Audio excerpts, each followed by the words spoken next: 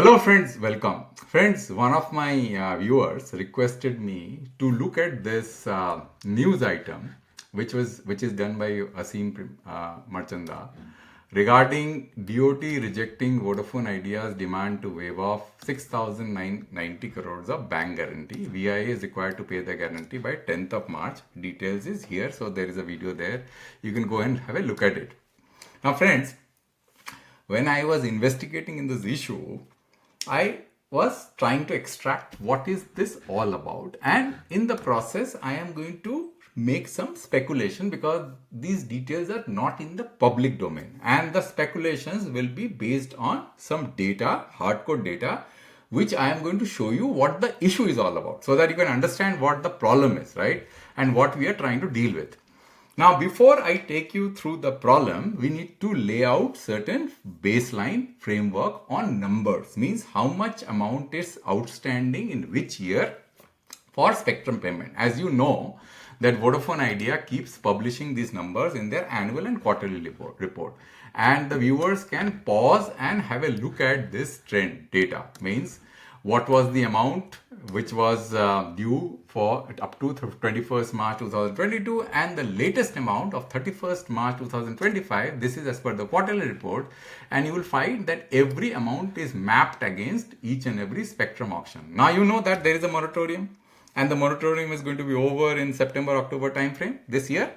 So you can notice one interesting thing, that March 2015 auction, this value is 60,879 crores, which is the highest of all the spectrum auctions.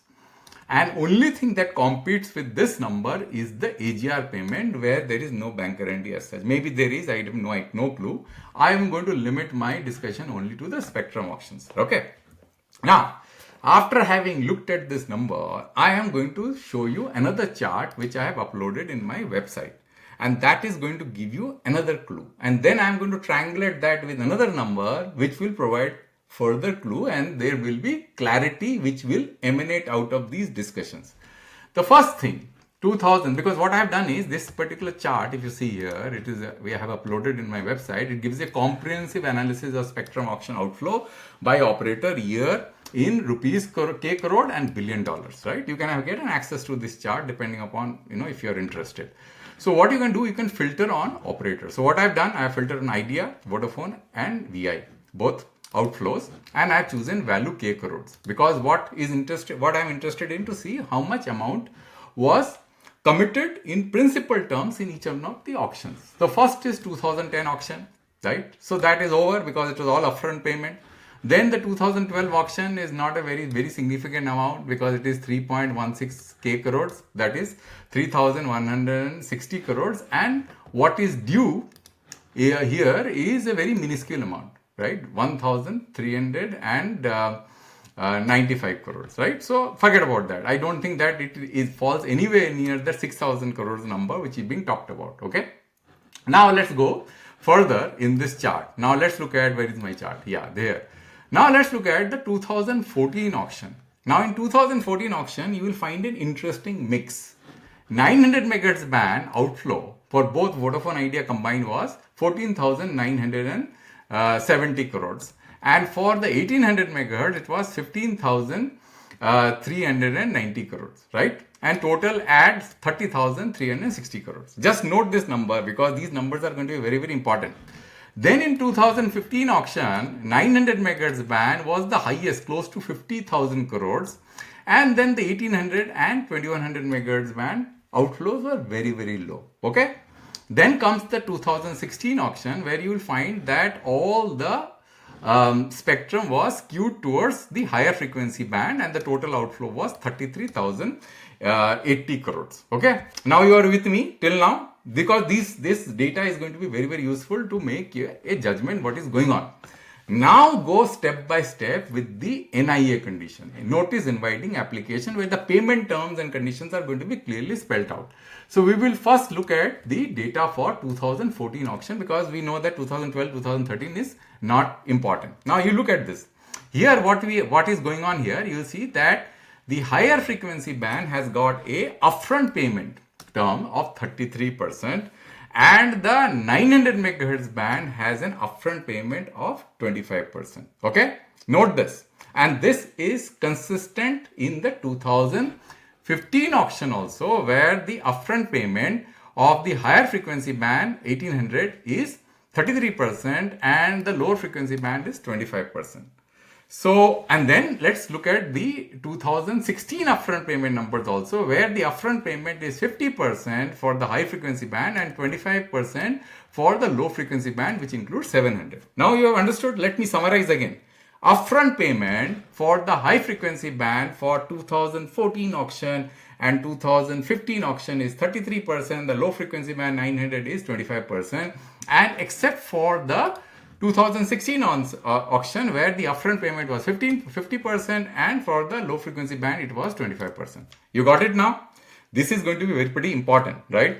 Now let's look at this table once more with this kind of background.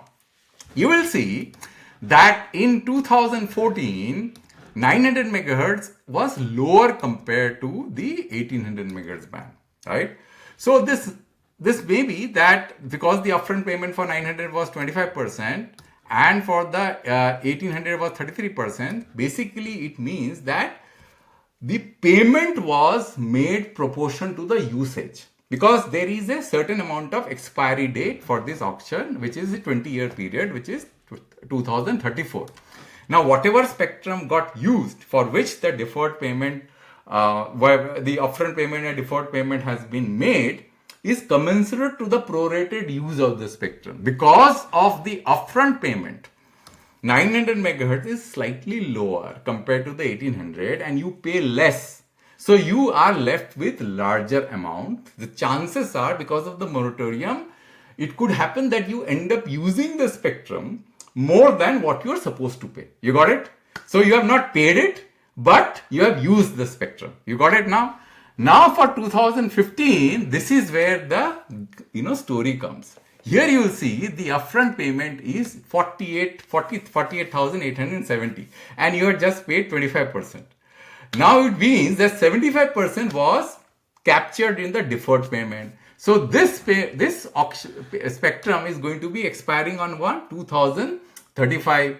Now we are in year 2025. So there is probably less than 10 years of spectrum left. Amount of money that is due to the government for this 2015 spectrum, as far as Vodafone is concerned, is 60,879 crores, which probably likely is the case that you have used more than what you have paid. And that's why the government does not want to be in a situation where the company has ended up using spectrum but doesn't have some kind of collateral with the government that you have not paid but you have used the spectrum. You got my point? So I think that's what is going on here. It is not the question of whether bank guarantee was given to Vodafone or not, because if there is a certain payment due and that payment is consisting of upfront payment and deferred payment, but if you do a prorated kind of analysis of how much spectrum value that you have consumed, means depreciated, and if that amount comes out to be how much higher than the value that you are supposed to pay to the government for that usage, if that is the case, then probably this situation might have emanated. Because if 2016 auction also, if you see, the situation is far favorable to the higher frequency band, and as I told you, in 2015 or 16 auction, 50% of the upfront payment was made, means only 50% was left. So if you look at this chart, again look at this chart, 2016, everything is, for Vodafone Idea, is high frequency band. They haven't taken any of the low frequency band, right? I think this is where the problem is. I wanted this video to be short to just give you a little bit of idea what is going on based on the data that I have. Because see, look, I have got a lot of insights because of this data which I gather. Now, if there is an item which comes out suddenly, this data gives me a mechanism to speculate. And that is what I am doing. I'm not saying that this is the right analysis which I'm presenting before you, but it looks to me a logical way of looking at that current fact which is going on. right now, and why the government of India is demanding this amount of money from Vodafone to be paid right now, because the installments are due, for which probably Vodafone has used more than what it has paid from a overall usage point of view, because of this both upfront and deferred payment mix for low frequency band and high frequency band, a different amount for different years. I will just stop here, friends. I think that is enough, and probably you have understood what is going on within space, and I think maybe the government will come out with some kind of way out of this situation. Anyway, Vodafone has got so much amount of debt, and little bit of bank guarantee here and there is not going to make the situation too worse. I think the whole thing is going to be managed very soon. Thank you, friends, for your time. I'll come back with a new video next time on a new topic. Thank you very much.